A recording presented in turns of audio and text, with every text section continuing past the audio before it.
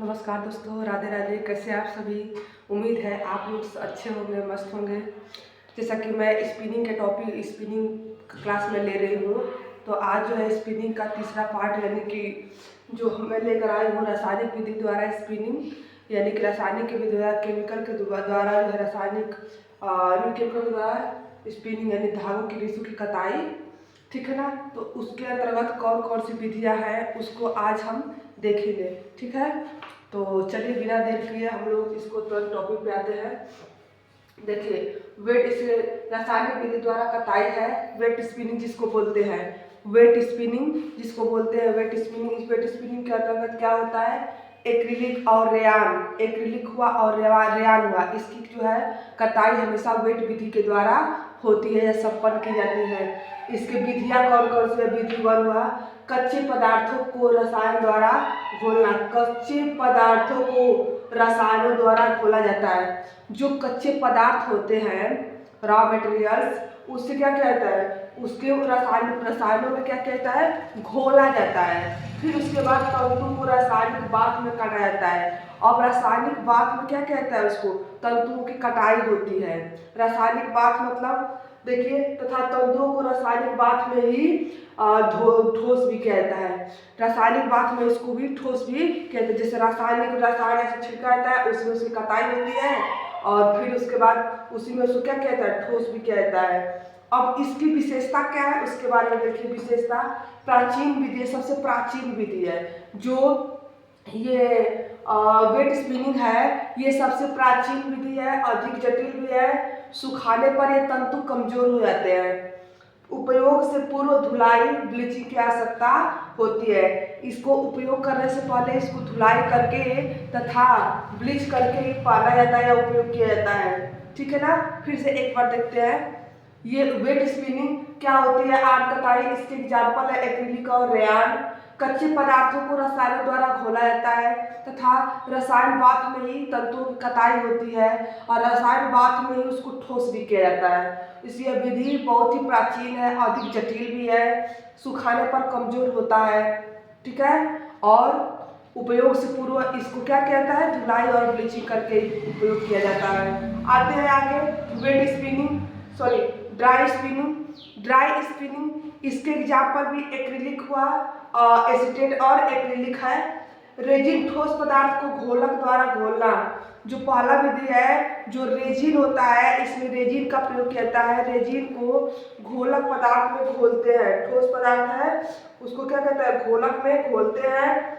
गर्म हवा में तंतु की कताई होती है। जो हवा, पहले हवा जो दी जाती है, गर्म हवा, और उसी में उस तंतुओं की कताई भी की जाती है। घोलक के वाष्पीकरण द्वारा तंतु को ठोस बनाना। अब घोलक जो है उसको वाष्पित किया जाता है और उसी से उसको ठोस भी बनाया जाता है। अगर आप लोग इसको जो है ऐसा करें, स्क्रीनशॉट ले लीजिए, फिर मैं इसको बता दे रही हूँ।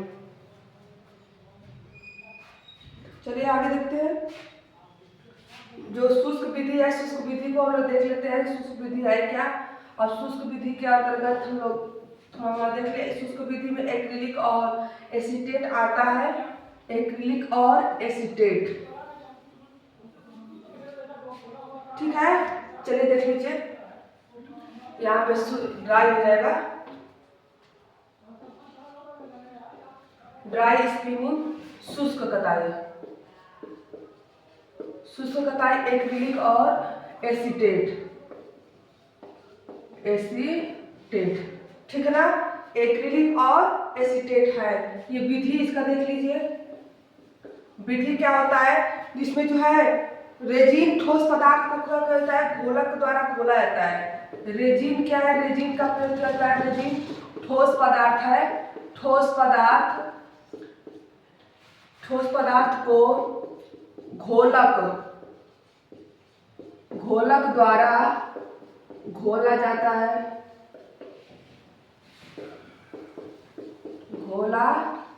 है। दूसरा गर्म हवा में तंतुओं की कताई की जाती है। गर्म हवा में तंतुओं की कताई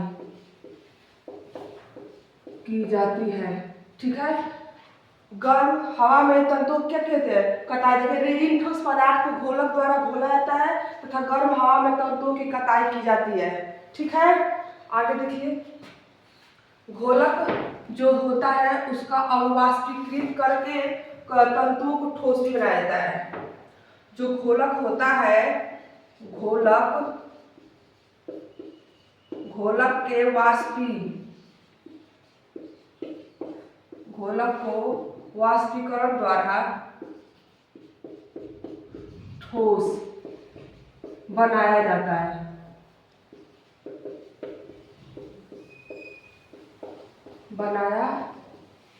है।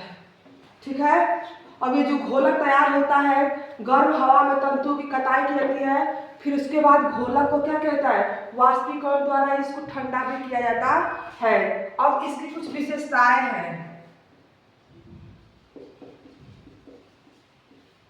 अब इसकी विशेषताएं कौन कौन सी है उसको नोट डाउन कर लीजिए।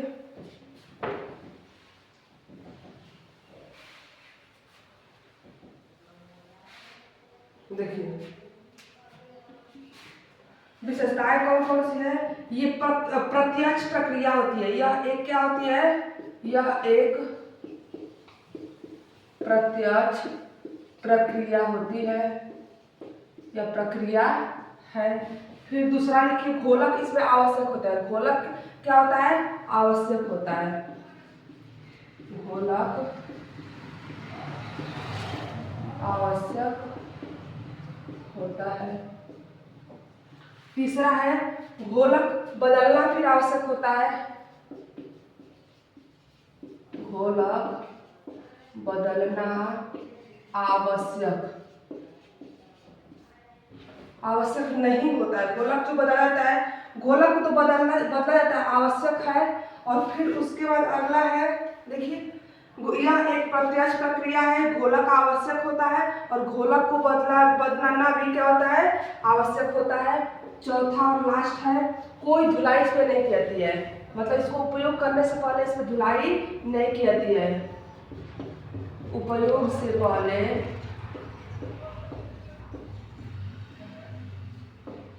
धुलाई आवश्यक नहीं है। ठीक है, तो इतना वही रासायनिक ड्राई स्पिनिंग हुआ। ठीक है, फिर से बढ़ते फिर ड्राई स्पिनिंग, शुष्क कताई, एक्रिलिक एसीटेट इसके एग्जाम्पल है। रेजिन ठोस पदार्थों को घोलक द्वारा घोला जाता है। गर्म हवा में तंतुओं की कताई की जाती है। घोलक को वाष्पीकरण द्वारा ठोस किया जाता है। विशेषता यह एक अप्रत्यक्ष विधि है। घोलक आवश्यक होता है। घोलक बदलना आवश्यक है। उपयोग से पहले धुलाई की कोई आवश्यकता नहीं है। ठीक है, इतना सही हुआ। इसका स्क्रीनशॉट ले लीजिए।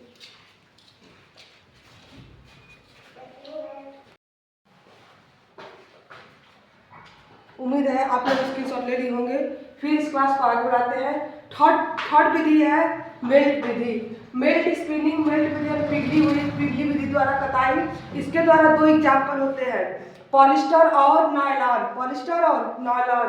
अब इसकी विधि क्या है? ठोस पदार्थों को ऑटोक्लेव में पिघलाना। इस पदार्थों को क्या कहते हैं? ऑटोक्लेव में। ऑटोक्लेव जो होता है एक प्रकार का क्लोव है जिसमें उसको डाल के क्या है पिघलाया जाता है। फिर तंतुओं की हवा में कताई की जाती है। अब उन तंतुओं को लेकर के वहां से जो पिघला हुआ है उसका तंतु जो पिघला हुआ है उसको क्या कहते हैं? लेकर तंतुओं को हवा में कताई की जाती है। फिर ठंडा होने पर तंतु क्या होते हैं? ठोस जाते हैं।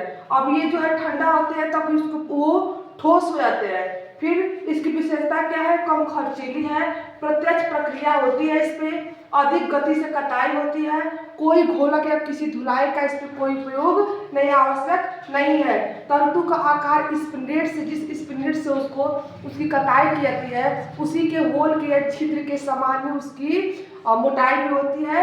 ठीक है, या उसका आकार भी होता है। ये तो आज का ये मेरा टॉपिक था स्पिनिंग का जो है मेल्ट विधि और वेट विधि और ड्राई विधि। ये तीन प्रक्रियाएं थी जिसके द्वारा तंतुओं की कताई की जा रही थी। हम लोगों ने इस क्लास को देखा। अब ये क्लास सब पूरा हो गया।